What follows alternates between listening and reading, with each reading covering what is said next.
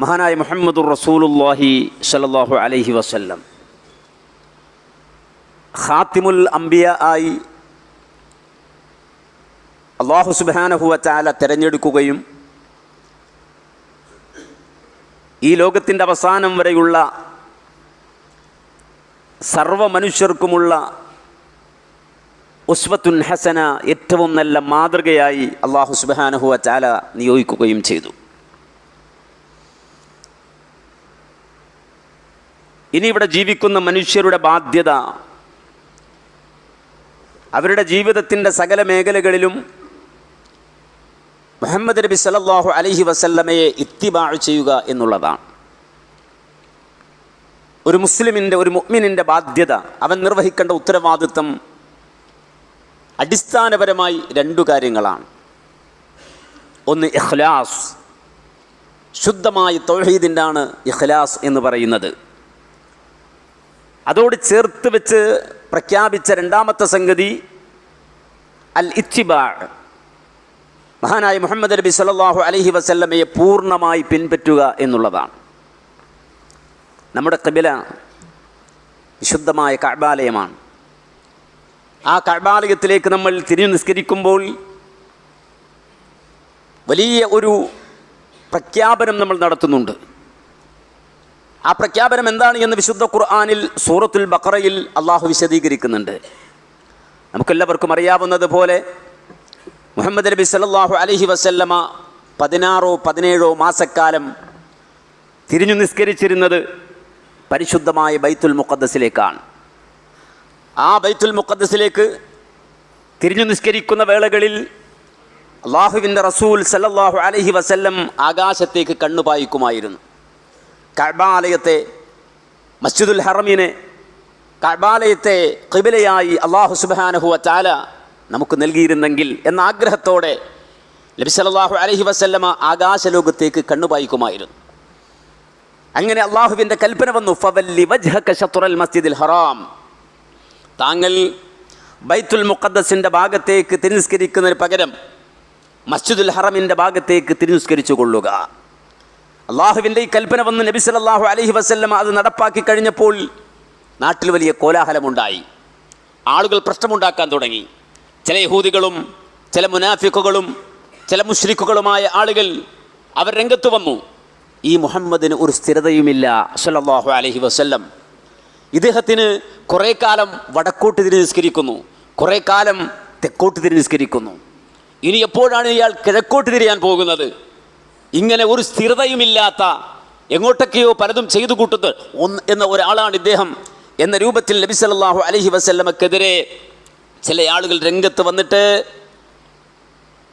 ആക്ഷേപമുന്നയിച്ചപ്പോൾ വിശുദ്ധ ഖുർആൻ അതിനൊരു മറുപടി പറയുന്നുണ്ട്. സയഖൂലു സുഫഹാഉ മിനൻ നാസി മാ വല്ലാഹും അൻ ഖിബ്ലതിഹിം അല്ലതി കാനൂ അലൈഹാ. ചില സുഫഹാഉകളായ, വിഡ്ഢികളായ ആളുകൾ അവർ വന്നിട്ട് ഈ ഖിബ്ലയുടെ കാര്യത്തിൽ എന്തൊക്കെയാണ് ഈ കാണിക്കുന്നത് എന്ന തരത്തിൽ ചോദ്യമുന്നയിക്കുന്നുണ്ട് എന്ന് റബ്ബ് സുബ്ഹാനഹു വ തആല എടുത്തുദ്ധരിച്ച്, അഥവാ സുഫഹാഉകളായ, വിഡ്ഢികളായ ആളുകളുടെ വിമർശനങ്ങൾ എടുത്തുദ്ധരിച്ചിട്ട് അള്ളാഹു അതിന് മറുപടി പറയുമ്പോൾ ഒരു കാര്യം അള്ളാഹുവിടെ മെൻഷൻ ചെയ്യുന്നുണ്ട്. എന്താണത്? എന്തിനാണ് ഈ ഖിബ്ല മാറിയത്, എന്തിനാണ് ഖിബ്ലയുടെ കാര്യത്തിൽ മാറ്റമുണ്ടായത് എന്ന വിശദീകരണം നൽകുന്ന കൂട്ടത്തിൽ അല്ലാഹു സുബ്ഹാനഹു വ തആല ഒരു കാര്യം പ്രത്യേകം എടുത്തു പറഞ്ഞു. അത് മറ്റൊന്നുമല്ല, വമാ ജഅൽനൽ ഖിബ്ലതല്ലതി കുൻത അലൈഹാ ഇല്ലാ ലിനഅലമ മൻ യത്തബിഉർ റസൂല മിമ്മൻ യൻഖലിബു അലാ ഖിബൈഹി. ആരാണ് മുഹമ്മദുർ റസൂലുള്ളയെ പിൻപറ്റുന്നത് എന്ന് അറിയാൻ വേണ്ടി തന്നെയാണ്, ആരാണ് മുഹമ്മദുർ റസൂലുള്ളയെ ഫോളോ ചെയ്യുന്നത് എന്ന് അറിയാൻ വേണ്ടി തന്നെയാണ്. റസൂലുള്ള വടക്കോട്ട് തിരിഞ്ഞാൽ വടക്കോട്ട് തിരിയുന്നവരാരാണ്, അതേ നബി തെക്കോട്ട് തിരിഞ്ഞാൽ തെക്കോട്ട് തിരിയുന്നവരാരാണ്, ഇനി ആ പ്രവാചകൻ കിഴക്കോട്ട് തിരിഞ്ഞാൽ കിഴക്കോട്ട് തിരിയുന്നവരാരാണ് എന്ന് കൃത്യമായി അറിയാൻ വേണ്ടി തന്നെയാണ് ഖിബ്ല മാറ്റമുണ്ടായത്. വിശുദ്ധ ഖുർആൻ നൽകുന്ന മറുപടിയാണ്. അപ്പോൾ റസൂലുള്ള നടക്കുന്നിടത്തേക്ക് നടന്നോണം, ചോദ്യം ചെയ്യാതെ ആ പ്രവാചകനെ പിൻപറ്റിക്കൊള്ളണം. അതാണ് വിശ്വാസികളുടെ ബാധ്യത. മുഅ്മിനിൻ്റെ അടയാളമായി ഖുർആൻ അതാണ് പറഞ്ഞത്. അതാണ് വിശുദ്ധ ഖുർആനിൽ റബ്ബിനെ കൊണ്ട് സത്യം ചെയ്ത് അല്ലാഹു പ്രഖ്യാപിച്ചത്, ഫലാ വറബ്ബിക് ലാ യുഅ്മിനൂൻ ഹത്താ യുഹക്കിമൂക ഫീമാ ശജറ ബൈനഹും ثم لا يجدوا في أنفسهم حرجا مما قضيت ويسلموا تسليما فلا وربك നിന്റെ റബ്ബിനെ തന്നെയും സത്യം ലാ യുഅ്മിനൂൻ അവർ വിശ്വാസികളാവില്ല നബിയേ. ഏതുവരെ? ഹത്താ യുഹക്കിമൂക ഫീമാ ശജറ ബൈനഹും അവർക്കിടയിൽ ഏതു തരത്തിൽ അഭിപ്രായ ഭിന്നതകൾ ഉണ്ടായാലും, അവർക്ക് ഏത് വിഷയത്തിൽ ഒരു തീരുമാനമെടുക്കേണ്ടി വന്നാലും, അവരുടെ വിധികർത്താവായി, അവരുടെ ജഡ്ജിയായി ഓ നബിയെ അവർ അങ്ങയെ തിരഞ്ഞെടുക്കുന്നത് വരെ, അങ്ങയുടെ തീരുമാനത്തിന് വേണ്ടി അവർ കാതോർക്കുന്നത് വരെ ലാ യുഅ്മിനൂൻ അവർ ഒരിക്കലും മുഅ്മിനുകളാവുകയില്ല. എന്ന് മാത്രമല്ല, താങ്കളൊരു കാര്യം അങ്ങ് നിർദ്ദേശിച്ചാൽ, നിങ്ങളൊരു കാര്യം അങ്ങ് പറഞ്ഞാൽ, പിന്നെ പിന്നെ അവർക്ക് അവരുടേതായ അഭിപ്രായങ്ങളില്ല. താങ്കളുടെ തീരുമാനത്തോടൊരിക്കലും അവർ വിയോജിപ്പ് കാട്ടുകയില്ല, വെറുപ്പ് പ്രകടിപ്പിക്കുകയില്ല. വയുസല്ലിമൂ തസ്ലീമാ പൂർണ്ണമായി മനസ്സാ വാചാ കർമ്മണ അങ്ങയുടെ അഭിപ്രായത്തോട് യോജിച്ച് നിൽക്കാതെ അവർക്ക് വിശ്വാസിയാകാൻ കഴിയില്ല എന്നാണ്. ചോദ്യം ചെയ്യപ്പെടാതെ പിൻപറ്റേണ്ട നേതാവ് അതാണ് മുഹമ്മദുർ റസൂലുള്ളാഹി സ്വല്ലല്ലാഹു അലൈഹി വസല്ലം. അതുകൊണ്ടാണല്ലോ ഖിബല മാറി മസ്ജിദുൽ ഖുബയിൽ എന്ന് നിസ്കരിക്കുന്ന ആളുകളുണ്ട്. പക്ഷേ മദീനത്തെ പള്ളിയിൽ കഅബാലയത്തിലേക്ക് തിരിസ്കരിക്കുകയാണ്. ഖുബയിലെ പള്ളിയിൽ ആളുകൾ പഴയതുപോലെ ബൈത്തുൽ മുഖദ്ദസിലേക്ക് തിരിഞ്ഞ് സുബ്ഹ് നിസ്കരിച്ചു കൊണ്ടിരിക്കുകയാണ്. ആ സന്ദർഭത്തിലാണ് പ്രവാചകന്റെ സമീപത്ത് നിന്ന് ഒരാൾ ഓടിച്ചെല്ലുന്നത് ഖുബയുടെ ഭാഗത്തേക്ക്. മഹാനായ ഇബ്നു ഉമർ റളിയല്ലാഹു അൻഹു പറയുന്നത് കാണാൻ കഴിയും. ബൈനൻ നാസു യുസല്ലൂന സുബ്ഹ ഫീ മസ്ജിദി ഖുബ മസ്ജിദ് ഖുബയിൽ ഇതാ ആളുകൾ നിസ്കരിച്ചു കൊണ്ടിരിക്കുകയാണ്, സുബ്ഹ് നിസ്കരിച്ചു കൊണ്ടിരിക്കുകയാണ്. ഇദാ ജാഅ റജുലുൻ ഫഖാൽ ആ സമയത്ത് ഒരാൾ ചെന്നിട്ട് വിളിച്ചു പറഞ്ഞു, ഖദ് ഉൻസില അലൻ നബിയ്യി ഖുർആനുൻ മുഹമ്മദ് നബിക്ക് ഖുർആൻ അവതരിപ്പിക്കപ്പെട്ടു. വഖദ് ഉമിറ അയസ്തഖ്ബിലൽ കഅബത ഫസ്തഖ്ബിലൂഹാ ഇദാ ആ ഖുർആൻ വചനത്തിൽ വിശുദ്ധമായ കഅബാലയത്തിലേക്ക് തിരിയാനുള്ള കൽപ്പന വന്നിരിക്കുന്നു. ആ സന്ദർഭത്തിൽ നിസ്കരിച്ചു കൊണ്ടിരിക്കുന്ന സ്വഹാബത്ത് നിസ്കാരം ഒന്ന് കഴിഞ്ഞ് സലാം വീട്ടിയിട്ട് നമുക്ക് ഈ നിയമം നടപ്പാക്കാമെന്ന് തീരുമാനിച്ചില്ല. ഫതവജ്ജഹു ഇലൽ കഅബ അവർ നിന്ന നിപ്പിൽ അങ്ങനെ ആയത്ത് വന്നു, റസൂലുള്ളാഹിക്ക് നിർദ്ദേശം വന്നു എന്ന് കേട്ടപ്പോൾ ആ നിസ്കാരത്തിൽ തന്നെ അവിടെ വെച്ചുകൊണ്ട് തന്നെ അവർ കഅബാലയത്തിലേക്ക് തിരിഞ്ഞു എന്നാണ്. അന്നഹും കാനൂ റുകൂഅൻ എന്ന് റിപ്പോർട്ടിൽ കാണാം. ആ സമയത്ത് അവർ റുകൂയിലായിരുന്നു എന്നാണ്. റുകൂയിൽ നിന്ന് ഒന്ന് എഴുന്നേറ്റ് എഴുത്തിലെത്തിയിട്ട് നമുക്ക് തിരിയാമെന്ന് അവർ തീരുമാനിച്ചില്ല. റുകൂയിൽ നിന്ന് തന്നെ അവർ തിരിഞ്ഞു. എങ്ങോട്ട്? ഇലൽ ഖിബല വിശുദ്ധമായ കഅബാലയത്തിലേക്ക് എന്നാണ്. ഇതാണ് ഒരു മുസ്ലിമിനെ സംബന്ധിച്ചിടത്തോളം മുഹമ്മദുർ റസൂലുള്ളാഹിയുമായുള്ള ബന്ധം. അത് ഏതെങ്കിലും ഒരു സന്ദർഭത്തിൽ ഏതെങ്കിലും കുറച്ച് മണിക്കൂറുകളിൽ പ്രകടമാകുന്ന ഒന്നല്ല. ഒരു വർഷത്തിലെ ഏതാനും മണിക്കൂറുകളിൽ പ്രകടമാകുന്ന ഒന്നല്ല ഹബീബ് മുഹമ്മദ് മുസ്തഫ സല്ലല്ലാഹു അലൈഹി വസല്ലമയുമായി മുഅ്മിനുള്ള ബന്ധം. നേരെ മറിച്ച് അത് അണഞ്ഞ ബന്ധമാണ്. അത് ഉറക്കിലും ഉണർവിലും നടത്തിലും ഇരിപ്പിലും അതുപോലെ തന്നെ കിടപ്പിലും സംസാരത്തിലും ക്രയവിക്രയങ്ങളിലും അവൻ്റെ ആചാരങ്ങൾ എന്തൊക്കെയുണ്ടോ, അവൻ്റെ നടപടിക്രമങ്ങൾ എന്തൊക്കെയുണ്ടോ, അവൻ്റെ ഇടപാടുകൾ എന്തൊക്കെയുണ്ടോ, അവിടെയെല്ലാം ഹബീബുൽ വറ മുഹമ്മദുർ റസൂലുള്ളാഹി സ്വല്ലല്ലാഹു അലൈഹി വസല്ലമയുമായി ഉറ്റ ബന്ധം, അണഞ്ഞ ബന്ധം സ്വീകരിക്കുന്നവനാണ് യഥാർത്ഥത്തിൽ മുഅ്മിൻ എന്ന് പറഞ്ഞത്. ആ തരത്തിലാണ് നമുക്ക് ബന്ധമുണ്ടാകേണ്ടത്. ആ റസൂലുള്ളാഹിയുമായി ബന്ധം വിച്ഛേദിക്കപ്പെടുന്ന പ്രവാചകനിൽ നിന്ന് നമ്മൾ അകന്നു പോകുന്ന ഒരു സെക്കൻഡ് പോലും ഉണ്ടാകാൻ പാടില്ല. പ്രവാചകനുമായി ഒരു മുഅ്മിൻ അകന്നു പോവുകയോ ഒരു പ്രവാചകനുമായി ഒരു വിശ്വാസി വിട്ടുപോവുകയോ അങ്ങനെ വിട്ടുപോകാവുന്ന സാഹചര്യങ്ങൾ ഉണ്ട്. അതെന്താണ്? നബി പഠിപ്പിച്ചതിന് പകരമായി ഇത്തിബാഇന് പകരമായി ഇബ്തിദാ എന്ന് മനുഷ്യർ കൊണ്ടുവന്നോ, എന്ന് ആളുകൾ സ്വീകരിച്ചോ, അന്ന് റസൂലുള്ളാഹിയുമായുള്ള ബന്ധം വിട്ടുപോകും. മുഹമ്മദ് റസൂലുള്ളാഹിയുമായുള്ള ബന്ധം വിട്ടുപോകും. ഹബീബുമായുള്ള ബന്ധം വിട്ടുപോകും. അതാണ് നബി പറഞ്ഞത്, അന ഫറതുകും അലൽ ഹൗദ്. മുത്തനബിയുടെ പ്രത്യേകത, ലോകത്തുള്ള ലക്ഷോപലക്ഷം വിശ്വാസികൾ, കൊടാനക്കോടി വിശ്വാസികൾ ഹബീബ് മുഹമ്മദ് റസൂലുള്ളാഹി സ്വല്ലല്ലാഹു അലൈഹി വസല്ലമയെ നെഞ്ചേറ്റിയവരാണ്, ഖൽബിലേറ്റിയവരാണ്. ഈ രൂപത്തിൽ പ്രവാചകൻ മുഹമ്മദ് നബി സല്ലല്ലാഹു അലൈഹി വസല്ലമയെ ജനകോടികൾ നെഞ്ചിലേറ്റി എന്ന് മാത്രമല്ല, ഇവിടെ വരാനുള്ള സർവ്വ മനുഷ്യരെയും സർവ്വവിശ്വാസികളെയും സ്നേഹിച്ച വ്യക്തിത്വമാണ് മുഹമ്മദുർ റസൂലുള്ളാഹി സ്വല്ലല്ലാഹു അലൈഹി വസല്ലം. അതുകൊണ്ട് ആ റസൂൽ ഒരിക്കൽ തൻ്റെ സ്വഹാബത്തിനോട് പറഞ്ഞത്, എനിക്കെൻ്റെ ഇഖ്വാനുകളെ കാണാൻ കൊതിയായി, എൻ്റെ ഇഖ്വാനുകളെ കാണാൻ എനിക്ക് വല്ലാത്ത ആഗ്രഹം എൻ്റെ കൽബിൽ തുടിച്ചുകൊണ്ടിരിക്കുന്നു എന്ന് 14 നൂറ്റാണ്ടുകൾക്കപ്പുറം ലോകത്തിൻ്റെ നേതാവ് തൻ്റെ അനുചരന്മാരോട് പറയുകയാണ്. സഹാബത്ത് നബിയോട് ചോദിച്ചു, അലസ്നാ ഇഖ്വാനുനാ യാ റസൂലല്ലാഹ്, ഞങ്ങളല്ലേ നിങ്ങളുടെ ഇഖ്വാനികൾ, ഞങ്ങൾ നിങ്ങൾ കാണുന്നുണ്ടല്ലോ, പിന്നെ എന്തിനാണ് ആരെ കാണാനുള്ള കൊതിയാണെന്ന് പ്രകടിപ്പിക്കുന്നത് എന്ന് റസൂലുള്ളാഹിന്റെ സ്വഹാബത്ത് നബിയോട് ചോദിച്ചപ്പോൾ നബി പറഞ്ഞു, അന്തും അസ്ഹാബുന, നിങ്ങൾ എൻ്റെ സ്വഹാബികളല്ലയോ? എൻ്റെ ഇഖ്വാനുകൾ എന്ന് പറഞ്ഞാൽ ഇവിടെ ജനിക്കാതിരിക്കുന്ന വിശ്വാസികളാണ്. അവരെന്നെ കണ്ടിട്ടില്ല, എന്നെ അവർ ദർശിച്ചിട്ടില്ല, പക്ഷെ അവർ എന്നിൽ വിശ്വസിക്കുന്നവരാണ്, എന്നിൽ ഈമാനുള്ളവരാണ്, എന്നെ സത്യപ്പെടുത്തുന്നവരാണവർ. അവരിവിടെ ജനിച്ചിട്ടില്ല, ഞാൻ പോയതിനു ശേഷം, വഫാത്തായതിനു ശേഷം ജനിക്കാനിരിക്കുന്നവരാണ് എൻ്റെ ഇഖ്വാനുകൾ, അവരെ എനിക്ക് കാണാൻ കൊതിയായി എന്ന് ലോകത്തിൻ്റെ നേതാവ് മുഹമ്മദ് നബി സല്ലല്ലാഹു അലൈഹി വസല്ലം സഹാബത്തിനോട് പറഞ്ഞപ്പോൾ സഹാബികൾ ചോദിച്ചു, നബിയെ, അവരെ നിങ്ങൾ ഇനി കാണുക, ലോകാവസാനം കഴിഞ്ഞു, ഖിയാമത്ത് നാളിൽ എല്ലാ മനുഷ്യരും ഒരുമിച്ച് കൂട്ടപ്പെടുന്ന നാളിലല്ലേ അവരെ കാണാൻ കഴിയുള്ളൂ. ഈ ലക്ഷോപലക്ഷം മനുഷ്യർ, ആദം നബി മുതൽ ഇങ്ങോട്ടുള്ള ആളുകൾ എല്ലാവരും മഹ്ശറയിൽ ഒരുമിച്ച് കൂടുന്ന ആ അവസ്ഥയിൽ അവരെ നിങ്ങൾ എങ്ങനെ തിരിച്ചറിയും? നിങ്ങളുടെ ഇഖ്വാനുകളാണ് എന്ന് എങ്ങനെ തിരിച്ചറിയുമെന്ന് ചോദിക്കുമ്പോൾ നബി സല്ലല്ലാഹു അലൈഹി വസല്ലം തൻ്റെ സഹാബത്തിനോട് ചോദിക്കുകയാണ്, കുറേ കറുത്ത കുതിരകൾ നിൽക്കുന്നതിനിടയിൽ കൈകാലുകൾ വെളുത്ത ഒരു കുതിര നിന്നാൽ തിരിച്ചറിയാൻ വല്ല പ്രയാസവും ഉണ്ടാകുമോ? കുറേ കറുത്ത കുതിരകൾ ഇങ്ങനെ നിരന്നു നിൽക്കുകയാണ്, അതിനിടയിൽ കൈകാലുകൾ വെളുത്ത ഒരു കുതിര നിന്നാൽ തിരിച്ചറിയാൻ വല്ല പ്രയാസവും ഉണ്ടാകുമോ എന്ന് സഹാബികളോട് റസൂൽ ചോദിക്കുമ്പോൾ സഹാബത്ത് പറയുന്ന, നബി, അത് വേഗം തിരിച്ചറിയാൻ കഴിയും. ഉടൻ തന്നെ നബി പറഞ്ഞു, ഇതുപോലെയാണ് എൻ്റെ ഉമ്മത്ത് നാളെ ഖിയാമത്ത് നാളിൽ വരിക. അവരുടെ വുളൂഇൻ്റെ അവയവങ്ങൾ ഇങ്ങനെ പ്രകാശിച്ചു കൊണ്ടിരിക്കും. ആ പ്രകാശിക്കുന്നത് കാണുമ്പോൾ ഞാൻ എൻ്റെ ഇഖ്വാനുകളെ തിരിച്ചറിയുമെന്ന് ഹബീബുൽ വറാ മുഹമ്മദുർ റസൂലുള്ളാഹി സല്ലല്ലാഹു അലൈഹി വസല്ലം. എന്നെ കാണാൻ കൊതിച്ച റസൂല്, നിങ്ങളെ കാണാൻ കൊതിച്ച റസൂല്, പ്രവാചകൻ സല്ലല്ലാഹു അലൈഹി വസല്ലം വഫാത്തായതിനു ശേഷം ലോകാവസാനം വരെ വരുന്ന മുഅ്മിനുകളെ കാണണമെന്ന് ആഗ്രഹിച്ച ഹബീബ് മുഹമ്മദ് മുസ്തഫ സല്ലല്ലാഹു അലൈഹി വസല്ലം, ആ റസൂലാ പറഞ്ഞത്, നാളെ മഹ്ശറിൽ നിങ്ങൾ വരുമ്പോൾ അന ഫറത്തുക്കും അലൽ ഹൗൽ, നിങ്ങളെ കാത്ത് ഞാൻ ഉണ്ടാകും. ഞാൻ എവിടെയാണെന്ന് അന്വേഷിച്ച് നിങ്ങൾ പരക്കം പായണ്ട, നിങ്ങൾക്ക് ഞാനൊരു ലാൻഡ്മാർക്ക് പറഞ്ഞു തരാം. എന്നെ അന്വേഷിക്കുന്നവർ എന്നെ തേടി വരേണ്ടത് ഹൗദുൽ കൗസറിൻ്റെ സമീപത്തായിരിക്കണം. അന ഫറത്തുക്കും അലൽ ഹൗൽ, നിങ്ങളെ കാത്ത് ഞാൻ അവിടെ നിൽപ്പുണ്ടാകുമെന്ന് നബി സല്ലല്ലാഹു അലൈഹി വസല്ലം പറയാൻ.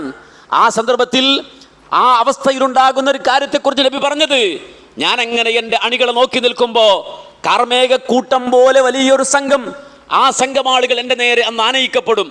ഞാൻ അവർക്ക് സ്വാഗതം പറയും, മർഹബയ്യ ഉമ്മത്തി, മർഹബയ്യ ഉമ്മത്തി. മുഹമ്മദ് റസൂലുള്ളാഹിയുടെ പ്രത്യേകത അതാണ്.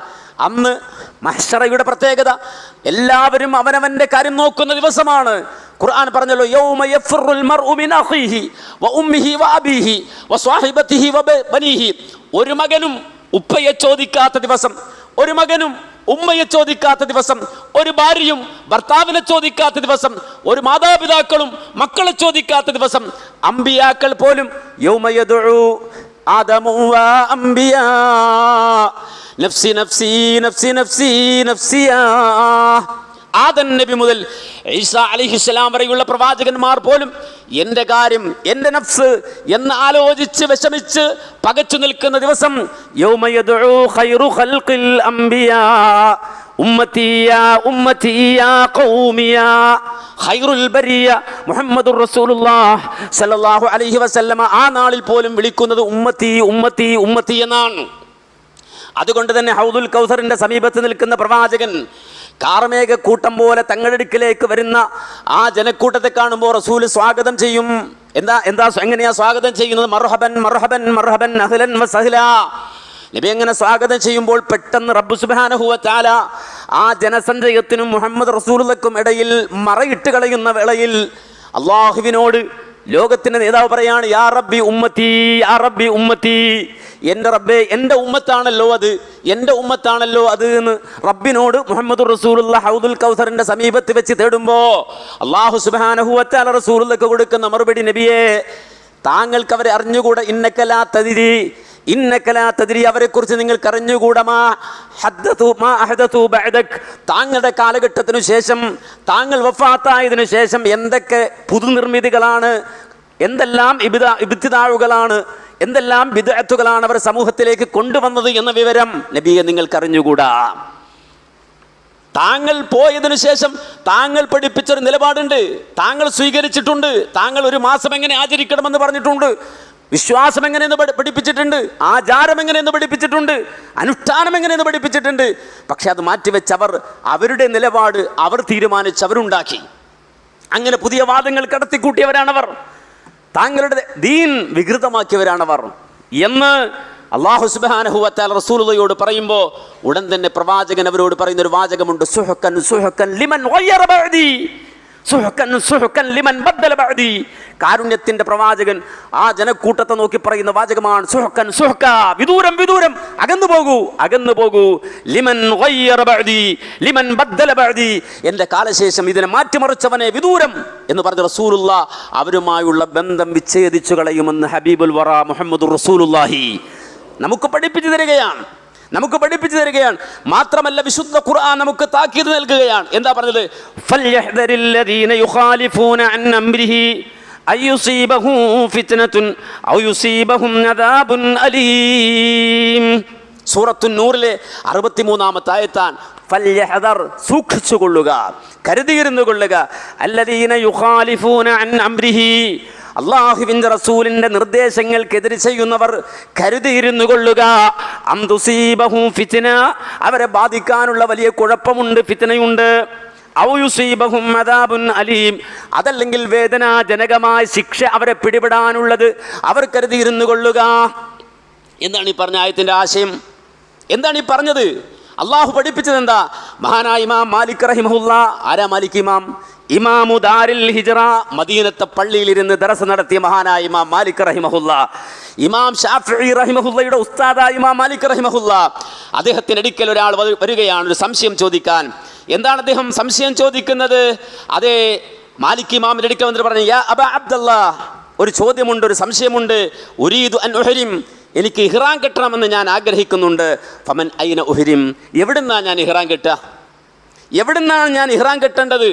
ആ സന്ദർഭത്തിൽ മാലിക് ഇമാം പറഞ്ഞു, അഹ്രിം മിൻ ദുൽഹുലൈഫ, ദുൽഹുലൈഫയിൽ നിന്നല്ലേ റസൂലുള്ളാഹി ഇഹ്റാം കെട്ടിയത്? അതുകൊണ്ട് തന്നെ നിങ്ങൾ പോയിട്ട് ദുൽഹുലൈഫയിൽ നിന്ന് ഇഹ്റാം കെട്ടണം. ആ സന്ദർഭത്തിൽ ഇദ്ദേഹം പറയാണ്, അതൊക്കെ ശരിയാണ്, വലാകിന്നി ഉരീദു അൻ ഉഹ്രിമ മിനൽ മസ്ജിദിൻ നബവി, ഞാൻ മസ്ജിദുൻ നബവിയിൽ തന്നെ ഇഹ്റാം കെട്ടാൻ തീരുമാനിച്ചിട്ടുണ്ട്. ദുൽഹുലൈഫയിൽ പോയിട്ട് ഇഹ്റാം കെട്ടുന്നതിന്, അത്രയും പോയി ഇഹ്റാം കെട്ടുന്നതിന് ഞാൻ മസ്ജിദുൻ നബവിയിൽ നിന്ന് തന്നെ ഇഹ്റാം കെട്ടും എന്ന് അദ്ദേഹം പറഞ്ഞപ്പോൾ മഹാനായ മാലിക് ഇമാം പറഞ്ഞു, ലാ തഫ്അൽ, അങ്ങനെ ചെയ്യരുത്. കാരണം റസൂലുള്ള അവിടെ നിന്നാണല്ലോ ദുൽഹുലൈഫിൽ ഇഹ്റാം കിട്ടിയത്. പിന്നെ അത് മറികടന്നിട്ട് ഇവിടുന്ന് ഇഹ്റാം കിട്ടും എന്ന് വാശി പിടിക്കുന്ന എന്തിനാ? ലാ തഫ്അൽ, നിങ്ങളത് ചെയ്യരുത്. അപ്പോൾ ഇദ്ദേഹം പറയാണ്, എന്താ പറയുന്നത്? അതിപ്പോൾ ഇഹ്റാം കെട്ടിയാൽ എന്താ? മസ്ജിദുൻ നബവിയിൽ ഇഹ്റാം കെട്ടിയാൽ എന്താ? മഹാനായ മാലിക് ഇമാം പറഞ്ഞു, നീ അവിടെ നിന്ന് ഇഹ്റാം കെട്ടിക്കഴിഞ്ഞാൽ പിന്നെ നീ ഇഹ്റാം കെട്ടിക്കഴിഞ്ഞാൽ നിൻ്റെ മേൽ ഫഇന്നി അഖ്ശ അലൈക്കൽ ഫിത്ന, താങ്കളുടെ മേൽ ഒരു ഫിത്ന വരുന്നതിനെ ഞാൻ ഭയപ്പെടുന്നുണ്ട്. അങ്ങനെ നിങ്ങൾ ചെയ്താൽ ഫഇന്നി അഖ്ശ അലൈക്കൽ ഫിത്ന, നിങ്ങൾ ഫിത്നയിൽ അകപ്പെടുന്നതിനെ ഞാൻ ഭയപ്പെടുന്നുണ്ട്. അപ്പോൾ ഇയാൾ ചോദിക്കുകയാണ്, വഅയ്യു ഫിത്ന തിൽക്ക്, ഞാൻ അങ്ങനെ ചെയ്താൽ എന്ത് ഫിത്ന വരാനാ? എന്ത് ഫിത്ന വരുന്നത് പേടിക്കണമെന്ന് മാത്രമല്ല, ഇന്നമാഹിയ ഖുതുവാത്തുൻ, അത് ഞാൻ കുറച്ചു കാലടികൾ ഇഹ്റാം കെട്ടിയ അവസ്ഥയിൽ കുറച്ച് കൂടുതലല്ലേ ചെയ്യുന്നുള്ളൂ, കുറച്ച് കൂടുതൽ കാലടികൾ കൂടി ഇഹ്റാം കെട്ടിയ അവസ്ഥയിൽ കിട്ടുന്നല്ലേ. ഇവിടുന്ന് ദുൽഹുലൈഫയിൽ ചെയ്യുന്നതിനേക്കാൾ ഉപരി ഇവിടുന്ന് തന്നെ ഇഹ്റാം കെട്ടിപ്പോയി കഴിഞ്ഞാൽ എനിക്ക് കുറച്ച് കാലടികൾ കൂടുതൽ പ്രതിഫലാർഹമായി കിട്ടുകയല്ലേ ചെയ്യുന്നുള്ളൂ. മഹാനായ മാലിക് ഇമാം അദ്ദേഹത്തോട് ചോദിച്ചു, നീ നേരത്തെ ചോദിച്ചില്ലേ എന്ത് വലിയ ഫിത്നയാണ്, എന്ത് ഫിത്ന ഇതുകൊണ്ടുണ്ടാകാനുള്ളതെന്ന് ചോദിച്ചില്ലേ? വഅയ്യു ഫിത്ന അഅ്ളമു മിൻ അൻ തദുന്ന അന്നക സബഖത ഇലാ ഖൈർ ലം യസ്ബിഖ് ഇലൈഹി റസൂലുള്ള മുന്നിട്ടിട്ടില്ലാത്ത ഒരു നന്മ, റസൂൽ ചെയ്യാത്തൊരു നന്മ അത് നിനക്ക് കിട്ടുന്നു എന്ന് നീ ചിന്തിച്ചാൽ അതിലും വലിയ ഏത് ഫിത്നയാണോ നിനക്ക് വരാനുള്ളത്? നബിക്ക് കിട്ടിയിട്ടില്ലാത്തൊരു ഖൈർ അത് നീ നേടാൻ ശ്രമിച്ചാൽ അതിനേക്കാളും വലിയ ഏത് ഫിത്നയാണ് നിനക്ക് വരാനുള്ളത് എന്ന് പറഞ്ഞിട്ട് മഹാനായ ഇമാം മാലിക് റഹിമഹുല്ലാ ആയത്ത് ഓതി കൊടുക്കുകയാണ്. ഫൽയഹ്ദരില്ലദീന യുഖാലിഫൂന അൻ അംരിഹി അം തുസീബഹും ഫിത്നതുൻ ഔ യുസീബഹും അദാബുൻ അലീം. വിശുദ്ധ ഖുർആൻ സൂറത്തുൻ നൂർ 63-ാമത്തെ ആയത്ത്. വലിയ പാഠമാണിത്. ഒരാൾ മസ്ജിദുൻ നബവിയിൽ നിന്ന് ഇഹ്റാം കെട്ടിയാൽ എന്താ സംഭവിക്കുക? ആകാശം ഇടിഞ്ഞു വീഴുമോ എന്നൊക്കെ ചോദിക്കുന്ന ആൾക്കാരുണ്ട് നമ്മുടെ നാട്ടിൽ. നബി ചെയ്തിട്ടില്ലെങ്കിൽ നമുക്കത് ചെയ്തുകൂടെ എന്ന് ചോദിക്കുന്ന ആളുണ്ട് നമ്മുടെ നാട്ടിൽ. നബിക്ക് കിട്ടാത്തൊരു പുണ്യം, റസൂല് നേടാത്തൊരു പുണ്യം, പ്രവാചകന്റെ സ്വഹാബത്ത് അവർക്ക് ലഭിക്കാത്തൊരു പുണ്യം എനിക്ക് കിട്ടുമെന്ന് പറഞ്ഞാൽ അതിനേക്കാളും വലിയ ഏത് ഫിത്നയാണോ ഉള്ളത്? നബിയെ ഞാൻ മുൻകടക്കുകയോ സഹാബികളെ ഞാൻ മുൻകടക്കുകയോ? സ്വർഗം കൊണ്ട് സന്തോഷ വാർത്ത അറിയിക്കപ്പെട്ട ആളുകളെക്കാൾ ഈ പാവപ്പെട്ടവനും ഇവിടെ ഇരിക്കുന്ന നിങ്ങൾ മുൻകടക്കുകയോ? അവരെ മുൻകടക്കാൻ നമുക്ക് എന്തധികാരം? അവരെ മുൻകടക്കാൻ എന്തധികാരം? അതുകൊണ്ട് വളരെ കൃത്യമാണ് മുൻഗാമികളുടെ നിലപാട്. ആരും ഓവർടേക്ക് ചെയ്യണ്ട, ആരും മുൻകടക്കണ്ട. നബി സല്ലല്ലാഹു അലൈഹി വസല്ലം നമുക്ക് പഠിപ്പിച്ചു, ഓരോന്നും കിടക്കുന്നത് മുതൽ, ഇരിക്കുന്നത് മുതൽ, നടക്കുന്നത് മുതൽ, സംസാരിക്കുന്നത് മുതൽ, വേഷാലങ്കാരം മുതൽ, ഏതെല്ലാം നിർബന്ധ ഘടകങ്ങളുണ്ടോ, ഫർദുകളുണ്ടോ, സുന്നത്തുകളുണ്ടോ, മാത്രമല്ല ഖിലാഫുൽ ഔലയുണ്ടോ, അത് മുഴുവനും റസൂലുള്ളാഹി നമുക്ക് പഠിപ്പിച്ചിട്ടാണ് പോയത്. അതിനെ നമ്മൾ മറികടക്കേണ്ടതില്ല. മഹാനായ സഈദ് ഇബ്നു മുസയ്യബ്, ആരാ അദ്ദേഹം? താബിആൻ, പ്രസിദ്ധ താബിആൻ. അദ്ദേഹത്തിൻ്റെ ചരിത്രത്തിൽ കാണാം, അവ്വലു വഖ്ത് എന്ന് പറഞ്ഞാൽ 20 വർഷക്കാലം അദ്ദേഹത്തെ ഒരു ജമാഅത്തിൽ മുൻകടന്ന ഒരാൾ ഉണ്ടായിട്ടില്ല എന്നാണ്. നിസ്കാരത്തിൽ അദ്ദേഹത്തെ മുൻകടന്ന ഒരാൾ 20 കൊല്ലം ഉണ്ടായിട്ടില്ല എന്നാണ്. കാര്യം, ഒരു നിസ്കാര സമയത്തിൻ്റെ അവ്വലു വഖത്തിൽ ആദ്യമായി പള്ളിയിൽ 1-ാം സഫിൽ നിൽക്കുന്ന ആളാണ് മഹാനായ സഈദ് ഇബ്നു മുസയ്യിബ് റളിയല്ലാഹു അൻഹു. അദ്ദേഹം ഒരിക്കൽ പള്ളിയിൽ വന്നു, നിസ്കരിച്ചു. സുബഹിന് മുമ്പ് നിസ്കരിച്ചിട്ട് അവിടെ ഇരിക്കാൻ. ആ സന്ദർഭത്തിൽ ഒരാൾ പള്ളിയിൽ കയറി വന്നു. ബാങ്ക് കൊടുത്ത് കഴിഞ്ഞിട്ടുണ്ട്. അയാൾ വന്ന് ആദ്യം 2 റക്അത്ത് നിസ്കരിച്ചു, അവിടെ ഇരുന്നു. പിന്നെയും എഴുന്നേറ്റ് പിന്നെയും നിസ്കരിച്ചു, അവിടെ ഇരുന്നു. പിന്നെയും നിസ്കരിച്ചു, അവിടെ ഇരുന്നു. മഹാനായ സഈദ് ഇബ്നു മുസയ്യിബ് റളിയല്ലാഹു അൻഹു അദ്ദേഹത്തെ അടുത്തേക്ക് വിളിച്ചിട്ട് പറഞ്ഞു, ലാ തഫ്അൽ, മേലാൽ ഇങ്ങനെ ചെയ്തു പോകരുത്, മേലാൽ ഇങ്ങനെ ചെയ്തു പോകരുത്. കുഫ് അനിസ്വല, കയറി വന്നപ്പോൾ 2 റക്അത്തില്ലേ, അത് മതി, മേലാൽ ഇങ്ങനെ ചെയ്തു പോകരുത്. ഇത് കേട്ടപ്പോൾ ഈ വന്നയാൾ ചോദിച്ചു, യാ അബാ മുഹമ്മദ് അവ യുഅദ്ദിബുനില്ലാഹു അലാ സ്വല, നിസ്കരിച്ച അല്ലാഹ് എന്നെ ശിക്ഷിക്കോ? ഞാനിപ്പോൾ ആദ്യം 2 റക്അത്ത് നിസ്കരിച്ചു, പിന്നെ നിസ്കരിച്ചു, നീ പറയുന്നത് ലാ തഫ്അൽ, ഇങ്ങനെ ചെയ്യരുത് എന്നാണ്. ഇയാൾ ചോദിക്കാൻ, നിസ്കരിച്ചാൽ അല്ലാഹ് എന്നെ ശിക്ഷിക്കോ? മഹാനായ സഈദ് ഇബ്നു മുസയ്യിബ് റളിയല്ലാഹു അൻഹു പറഞ്ഞു, ഇല്ല, നിസ്കരിച്ചതിൻ്റെ പേരിൽ അല്ലാഹു നിന്നെ ശിക്ഷിക്കൂല. വലാകിൻ യുഅദ്ദിബുക അലാ തർക്കി സുന്ന, നിന്നെ അല്ലാഹ് ശിക്ഷിക്കാൻ പോകുന്നത് റസൂല് പഠിപ്പിച്ച ചര്യക്കെതിരെ ചെയ്തതിൻ്റെ പേരിലാണ്, നിസ്കരിച്ചതിൻ്റെ പേരിലല്ല. അല്ലാഹ് നിന്നെ ശിക്ഷിക്കാൻ പോകുന്നത് അള്ളാന്റെ റസൂല് പഠിപ്പിച്ച ചര്യക്കെതിരെ ചെയ്തതിൻ്റെ പേരിലാണ്. മഹാനായ സഈദ് ഇബ്നു മുസയ്യിബ് റളിയല്ലാഹു അൻഹു പഠിപ്പിക്കുകയാണ്. ഇത് വലിയ പാഠമാണ്, നമുക്ക് വലിയ പാഠമാണ്. ഇങ്ങനെ ഓരോ ഉലമാക്കളും മുൻകഴിഞ്ഞു പോയവർ വളരെ കൃത്യമായി നമുക്കത് പഠിപ്പിച്ചു തരുന്നുണ്ട്. ഈ വിഷയം നമ്മെ ബോധ്യപ്പെടുത്തുന്നുണ്ട്. ഇത് പ്രത്യേകം ഞാൻ ഓർമ്മിപ്പിക്കാൻ കാരണം, നമുക്കറിയാം നമ്മുടെ നാട്ടിൽ നിരവധി ദുരാചാരങ്ങൾ നബിയുടെ പേരിൽ നടക്കുന്ന മാസമാണ് റബീഉൽ അവ്വലാണ്. റസൂലുള്ളാഹിന്റെ പേര് പറഞ്ഞ് നബി ചെയ്തില്ല, സ്വഹാബത്ത് ചെയ്തില്ല, താബിഈകൾ ചെയ്തില്ല, തബഉ താബിഈകൾ ചെയ്തില്ല, പക്ഷേ ഞങ്ങളത് ചെയ്യും എന്ന് വാശിയോടെ നിരവധി പ്രവാചകൻ വിരോധിച്ച കാര്യങ്ങൾ പോലും ഈ മാസത്തിൽ പ്രവാചകന്റെ പേരിൽ കൊണ്ടുവന്ന് നടത്തുന്ന ആളുകൾ ഈ ഇസ്ലാമിൻ്റെ അടിസ്ഥാനം തിരിച്ചറിയണം. അതല്ലെങ്കിൽ അവരെ സംബന്ധിച്ചിടത്തോളം അവർ ചോദിക്കുന്ന പോലെ, നബിയെ സ്നേഹിച്ചതിൻ്റെ പേരിൽ ഞങ്ങളെ അല്ലാഹു ശിക്ഷിക്കോ? റസൂലുള്ളാഹിയോട് ഹുബ്ബ് വെച്ചതിൻ്റെ പേരിൽ ഞങ്ങളെ അല്ലാഹു ശിക്ഷിക്കോ? ഇല്ല. റസൂലുള്ളാഹിയെ സ്നേഹിച്ചതിൻ്റെ പേരിൽ ആരെയും അല്ലാഹു ശിക്ഷിക്കില്ല. പക്ഷേ ആ റസൂല് പഠിപ്പിക്കാത്ത ചര്യകൾ ആ റസൂലിൻ്റെ പേരിൽ ആരെങ്കിലും കൊണ്ടുവന്ന് നടപ്പാക്കിയാൽ, അതിൻ്റെ പേരിൽ പ്രവാചകൻ പഠിപ്പിച്ച സുന്നത്തിനെ ഉപേക്ഷിച്ചതിൻ്റെ പേരിൽ, ബിദ്അത്ത് നടപ്പാക്കിയതിൻ്റെ പേരിൽ അള്ളാഹുവിൻ്റെ ശിക്ഷയെ കരുതിയിരിക്കുക എന്ന റബ്ബിൻ്റെ താക്കീദിനെ ഓർത്തുവെക്കുക. അള്ളാഹു സുബ്ഹാനഹു വ തആല പൂർണ്ണമായി മുഹമ്മദ് നബി സല്ലല്ലാഹു അലൈഹി വസല്ലമയെ നെഞ്ചിലേറ്റാൻ, ആ ഹബീബിൻ്റെ ചാരത്ത് നാളെ ആഖിറത്തിൽ അള്ളാഹുവിൻ്റെ ജന്നാത്തുൽ ഫിർദൗസിൽ ജീവിക്കാൻ നമുക്കും നമ്മുടെ കൂട്ടുകുടുംബാദികൾക്കും ബന്ധുജനങ്ങൾക്കും സ്നേഹിതന്മാർക്കും തൗഫീഖ് തന്ന് അനുഗ്രഹിക്കുമാറാകട്ടെ. അഖൂലു ഖൗലി ഹാദാ അസ്തഗ്ഫിറുല്ലാഹ ലീ വലക്കും വലിജമീഇൽ മുഅ്മിനീന വൽ മുസ്ലിമീന അജ്മഈൻ വസ്തഗ്ഫിറുഹു ഇന്നഹു ഹുവൽ ഗഫൂറുർ റഹീം.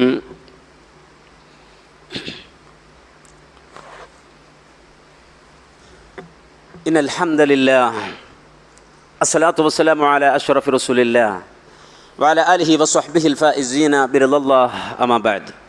അള്ളാഹുവിൻ്റെ കൽപ്പനാ നിർദ്ദേശങ്ങൾ ജീവിതത്തിൽ പാലിച്ച് തഖ്വയോടെ ജീവിക്കണമേ എന്ന് ഒരിക്കൽ കൂടി എന്നെയും നിങ്ങളെയും ഉണർത്തുന്നു, വസിയ്യത്ത് ചെയ്യുന്നു. റബ്ബുൽ ആലമീനായ അള്ളാഹു അതിന് തൗഫീഖ് തന്ന് അനുഗ്രഹിക്കുമാറാകട്ടെ. നാം മനസ്സിലാക്കുന്നത് പോലെ നമ്മുടെ രാജ്യം വലിയ പ്രതിസന്ധികൾ നിറഞ്ഞൊരു സാഹചര്യത്തിലൂടെ കടന്നു പോവുകയാണ്. ഈ സന്ദർഭത്തിൽ നമുക്കറിയാം, നമ്മുടെ രാഷ്ട്രം ഇന്ത്യയിലെ ഓരോ പൗരന്മാരുടേതുമാണ്. ഇന്ത്യ രാജ്യത്തിൻ്റെ പ്രധാനമന്ത്രിക്ക് എന്ത് സവിശേഷതയുണ്ടോ, എന്ത് പ്രത്യേകതകളുണ്ടോ, ആ പ്രത്യേകതകൾ തന്നെയാണ് നമ്മുടെ നാട്ടിലൊരു നാടൻ തട്ടുകട നടത്തുന്ന ഒരു സാധാരണക്കാരനായ മനുഷ്യനുമുള്ളത്. അയാൾ വിചാരിച്ചാൽ ഭാവിയിൽ ഇന്ത്യയുടെ പ്രധാനമന്ത്രിയാകാം. എന്ന് പറഞ്ഞാൽ, നാട്ടിൽ ഒരു ഓട്ടോറിക്ഷ ഓടിക്കുന്ന ഒരാൾക്ക് വേണമെങ്കിൽ നാളെ ഈ രാജ്യത്തിൻ്റെ പ്രധാനമന്ത്രിയാകാൻ യോഗ്യതയുണ്ട്. എന്ന് പറഞ്ഞാൽ, ഇന്ത്യൻ പ്രധാനമന്ത്രി ഇന്ത്യ രാജ്യത്ത് എന്ത് തരത്തിലുള്ള അവകാശങ്ങൾ ആഗ്രഹിക്കുന്നു അത് മുഴുവനും ആഗ്രഹിക്കാനും അതുപോലെ തന്നെ ജീവിക്കുവാനും സ്വാതന്ത്ര്യമുള്ളവരാണ് ഇന്ത്യയിലെ ഓരോ പൗരന്മാരും. അതുകൊണ്ട് തന്നെ രാജ്യത്ത് പുതിയ പുതിയ നടപടിക്രമങ്ങളോ രാജ്യവിരുദ്ധമായ നിലപാടുകളോ അല്ലെങ്കിൽ ഭരണഘടനാപരമായ നിയമങ്ങളോ ഒക്കെ വരുമ്പോൾ ശക്തമായി സംസാരിക്കാനും പ്രതിരോധിക്കാനുമൊക്കെ അവകാശമുള്ളവരാണ് ഇന്ത്യയിലെ ഓരോ മനുഷ്യരും. ഈ സന്ദർഭത്തിൽ ഇത് പ്രത്യേകം ഓർമ്മിപ്പിക്കാൻ കാരണം, നമുക്കറിയാം വഖഫുമായി ബന്ധപ്പെട്ട കുറച്ച് അമൈൻമെൻറ്റുകൾ നമ്മുടെ നാട്ടിൽ നടപ്പാക്കാനുള്ള ശ്രമങ്ങൾ നടക്കുകയാണ്. പ്രത്യക്ഷത്തിൽ നോക്കിയാൽ വലിയ കുഴപ്പമൊന്നുമില്ല എന്ന് തോന്നും. ഉദാഹരണമായി പറഞ്ഞാൽ, പുതിയ അമൈൻമെൻറ്റ് പ്രകാരം ഒരാൾ മുസ്ലിം ആണെങ്കിൽ അയാൾക്ക് മാത്രമേ വഖഫ് ചെയ്യാൻ പറ്റുള്ളൂ, ഒരു മുസ്ലിമിന് മാത്രമേ വഖഫ് ചെയ്യാൻ പറ്റുള്ളൂ എന്ന് പറഞ്ഞാൽ അതങ്ങനെ തന്നെയല്ലേ എന്ന് നമ്മൾ ചിന്തിക്കും. പ്രത്യക്ഷത്തിൽ വലിയ കുഴപ്പമില്ല എന്ന് തോന്നും. അപ്പോൾ ഇതുവരെ ആർക്കും വഖഫ് ചെയ്യാമായിരുന്നു, ഏതൊരാൾക്കും, മുസ്ലിമാകണമെന്ന് നിയമമൊന്നുമില്ല. നേരെ മറിച്ച് മുസ്ലിം അല്ലാത്തൊരാൾക്കും വഖഫ് ചെയ്യാമായിരുന്നു. അത് അമൈൻമെൻറ്റിലൂടെ മാറ്റി ഒരു മുസ്ലിമായ ആൾക്ക് വഖഫ് ചെയ്യാൻ പറ്റുള്ളൂ, അത് മുസ്ലിങ്ങളുമായി ബന്ധപ്പെട്ടൊരു കാര്യമാണ് എന്ന ഒരു ഭേദഗതി വരുമ്പോൾ പ്രത്യക്ഷത്തിൽ ഒരു ഉപദ്രവമില്ല എന്ന് തോന്നും.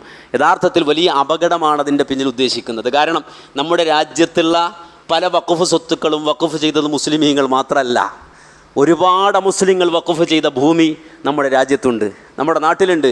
മാത്രമല്ല അത്തരത്തിൽ വഖഫ് ചെയ്യുന്ന ആളുകളുണ്ട്. അത് ഈ ഒരു നിയമം അമൈൻമെൻറ്റിലൂടെ നടപ്പാക്കി കഴിഞ്ഞാൽ ഒരുപാട് സ്വത്തുക്കൾ അതിൻ്റെ പേരിൽ, വഖഫ് സ്വത്തുക്കൾ അതിൻ്റെ പേരിൽ നിയമപ്രശ്നങ്ങളിലേക്ക് കൊണ്ടിടാൻ വേണ്ടി ഉള്ള ബോധപൂർവമായ വളരെ കണ്ണിങ്ങായ ഒരു ഇടപെടലാണതെന്ന് നമ്മൾ മനസ്സിലാക്കേണ്ടതുണ്ട്. മറ്റൊന്നാണ്, വഖഫ് ബോർഡിൽ മുസ്ലിങ്ങൾ മാത്രം എന്നത് മാറ്റി രണ്ട് മുസ്ലിമീങ്ങളെ, മുസ്ലിം അല്ലാത്തവരെ കൂടി അതിലേക്ക് കൊണ്ടുവരണം എന്ന് പറയുന്ന ആശയം.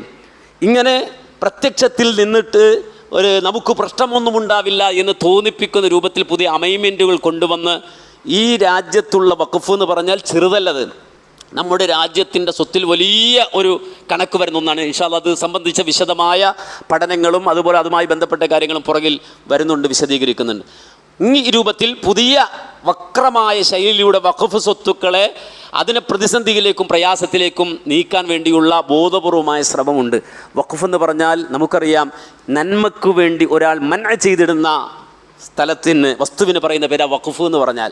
അത് ജനങ്ങൾക്ക് ഉപകാരപ്പെടുന്ന രൂപത്തിൽ ആരുടെ പേരിലും അവകാശമില്ലാതെ അത് അള്ളാഹുവിൻ്റെ റബ്ബിൻ്റെ സ്വത്താക്കിയിട്ട് നന്മകൾ അതുവഴി ജനങ്ങൾക്ക് കിട്ടാൻ വേണ്ടിയിട്ട് ഓരോരുത്തരും കൊടുക്കുന്ന സ്വത്തിനാണ്, വസ്തുവിനാണ് വഖഫ് എന്ന് പറയുന്നത്. അത് നമ്മുടെ രാജ്യത്ത് മാത്രമല്ല ലോകം മുഴുവനും സമൂഹത്തിൻ്റെ നന്മയ്ക്കു വേണ്ടിയുള്ള ഇസ്ലാമികമായ ഒരു നിലപാടാണ്. അത് കൃത്യമായി ലോകത്ത് നടപ്പാക്കപ്പെട്ടിട്ടുണ്ട്, രാജ്യത്ത് നടപ്പാക്കപ്പെട്ടിട്ടുണ്ട്. അതിൻ്റെ നിയമങ്ങൾ ഇവിടെയുണ്ട്. അത് അമൈൻമെൻറ്റ് ചെയ്തുകൊണ്ട് അതിനെ ദുർബലപ്പെടുത്തുകയും ഈ രാജ്യത്തുള്ള മുസ്ലിം ഉമ്മത്തിനെ ഒരു പ്രതിരോധത്തിൽ എപ്പോഴും നിർത്തുക എന്നുള്ള ഹിഡൻ അജണ്ടയുടെ ഭാഗമായി കൊണ്ട് ഇത്തരം നിയമങ്ങൾ നടപ്പാക്കുമ്പോൾ നമ്മൾ ഓരോരുത്തരും സ്വയം ഉണർന്നുകൊണ്ട് അതിനെതിരെ പ്രതികരിക്കുകയും നമ്മുടേതായ അവകാശം നമ്മുടെ ശബ്ദത്തിലൂടെ, നമ്മുടെ ഇടപെടലുകളിലൂടെ, അതുപോലെ തന്നെ നിയമ നടപടികളിലൂടെ അതിനു വേണ്ടതെല്ലാം നമ്മൾ നിർവഹിക്കൽ നമ്മുടെ ബാധ്യതയാണ് എന്ന് മനസ്സിലാക്കിക്കൊണ്ട് അതുമായി ബന്ധപ്പെട്ട കാര്യങ്ങളിൽ എല്ലാ ആളുകളും മനസ്സുകൊണ്ട്, ശരീരം കൊണ്ട്, ചിന്ത കൊണ്ട്, നിയമം അറിയുന്ന ആളുകൾ നിയമപരമായി, അതുപോലെ തന്നെ രാഷ്ട്രീയ സ്വാധീനമുള്ള ആളുകൾ രാഷ്ട്രീയമായി, എഴുതാൻ അറിയുന്നവർ എഴുതിക്കൊണ്ട്, സംസാരിക്കാൻ അറിയുന്നവർ പ്രസംഗിച്ചുകൊണ്ട് നമ്മുടെ ശബ്ദം മുഴക്കുകയും ഈ അമൈൻമെൻറ്റുകൾ, പുതിയ ഈ വക്രമായ അമൈൻമെൻറ്റുകൾക്കെതിരെ ശക്തമായി ശബ്ദിക്കുകയും ചെയ്യണമെന്ന് പ്രത്യേകം ഉണർത്തുകയാണ്. അതോടൊപ്പം തന്നെ ചില ആളുകൾ ദുആ കൊണ്ട് വസിയ്യത്ത് ചെയ്തിട്ടുണ്ട്. ഹിഫ്ദിന് പഠിക്കുന്നൊരു വിദ്യാർത്ഥി, 14 വയസ്സേ ഉള്ളൂ, അദ്ദേഹം ചില പ്രയാസങ്ങൾ കൊണ്ട് ഹോസ്പിറ്റലിൽ അഡ്മിറ്റഡ് ആണ്. നിങ്ങൾ ദുആ ചെയ്യണമെന്ന് ആവശ്യപ്പെടുന്നുണ്ട്. അല്ലാഹു സുബ്ഹാനഹു വ തആല ആ കുട്ടിയുടെ എല്ലാവിധ പ്രയാസവും ദൂരീകരിക്കുമാറാകട്ടെ. കൂടുതൽ ആഫിയത്തോടെ ജീവിതത്തിലേക്ക് മടങ്ങി അള്ളാഹിൻ്റെ ഖുർആൻ പഠിച്ച് മനസ്സിലാക്കി അത് സമൂഹത്തിന് എത്തിച്ചു കൊടുക്കാൻ അല്ലാഹു ആ വിദ്യാർത്ഥിക്ക് തൗഫീക്ക് നൽകി അനുഗ്രഹിക്കുമാറാകട്ടെ. ഒരു സഹോദരൻ നമ്മിൽ നിന്ന് യാത്ര പറഞ്ഞു, അല്ലാഹു അദ്ദേഹത്തിൻ്റെ ഖബറിടം വിശാലമാക്കി കൊടുക്കുമാറാകട്ടെ. നമ്മിൽ നിന്ന് മരണപ്പെട്ടു പോയ മുഴുവൻ ആളുകൾക്കും അല്ലാഹുവിൻ്റെ ഖബറിടത്തിൽ ഏറ്റവും സുഖകരമായ അവസ്ഥ നൽകി അനുഗ്രഹിക്കുമാറാകട്ടെ. നമ്മുടെയും അവരുടെയും ഖബറിടങ്ങൾ അല്ലാഹു സ്വർഗ്ഗപ്പൂന്തോപ്പാക്കി സ്വീകരിക്കുമാറാകട്ടെ. നമ്മുടെ മാതാപിതാക്കൾ നമുക്ക് വേണ്ടി ഒരുപാട് അധ്വാനിച്ചവർ, ഒരുപാട് കഷ്ടപ്പെട്ടവർ, കരഞ്ഞവർ, ദുആ ചെയ്തവർ, നമ്മുടെ മാതാപിതാക്കൾക്ക് അല്ലാഹു അർഹമായ പ്രതിഫലം നൽകി അനുഗ്രഹിക്കുമാറാകട്ടെ. റബ്ബ് സുബ്ഹാനഹു വ തആല നമ്മുടെ ഉപ്പയെയും ഉമ്മയെയും ജന്നാത്തുൽ ഫിർദൗസിൽ ഉന്നതമായ സ്ഥാനം നൽകി അനുഗ്രഹിക്കുമാറാകട്ടെ. നമ്മുടെ സന്താനങ്ങളെ അല്ലാഹു സ്വാലിഹീങ്ങളാക്കുമാറാകട്ടെ. നമ്മുടെ ജീവിതത്തിൽ അല്ലാഹു വിധിച്ചിട്ടുള്ള പ്രതിസന്ധികൾ, പ്രയാസങ്ങൾ അത് ഏറ്റവും നല്ല നിലയിൽ, അള്ളാഹുവിന് ഇഷ്ടപ്പെട്ട നിലയിൽ അതിനെ തരണം ചെയ്യാൻ റബ്ബ് നമുക്ക് തൗഫീക്ക് തന്ന് അനുഗ്രഹിക്കുമാറാകട്ടെ. കടങ്ങളിൽ നിന്ന്, ദുരിതങ്ങളിൽ നിന്ന്, കഷ്ടതകളിൽ നിന്ന്, പ്രയാസങ്ങളിൽ നിന്ന്, മാരകമായ രോഗങ്ങളിൽ നിന്ന് അള്ളാഹു നമ്മയും നമ്മുടെ കൂട്ടുകുടുംബാദികളെയും കാത്തുരക്ഷിക്കുമാറാകട്ടെ. അല്ലാഹുമ്മ ഗ്ഫിറിൽ മുഅ്മിനീന വൽ മുഅ്മിനാത്ത് വൽ മുസ്ലിമീന വൽ മുസ്ലിമാത്ത് അൽ അഹ്യാഇ മിൻഹും വൽ അംവാത്ത് ഇന്നക മുജീബു ദഅവാതി വഖാദിൽ ഹാജാത്ത്. അല്ലാഹുമ്മ അജ്ർനാ മിനൻ നാർ, അല്ലാഹുമ്മ അജ്ർനാ മിനൻ നാർ, അല്ലാഹുമ്മ അജ്ർനാ വഅജ്ർ വാലിദീന മിനൻ النار ربنا اغفر لنا ولإخواننا الذين سبقونا بالإيمان ولا تجعل في قلوبنا غلا للذين آمنوا ربنا إنك رؤوف رحيم والحمد لله رب العالمين.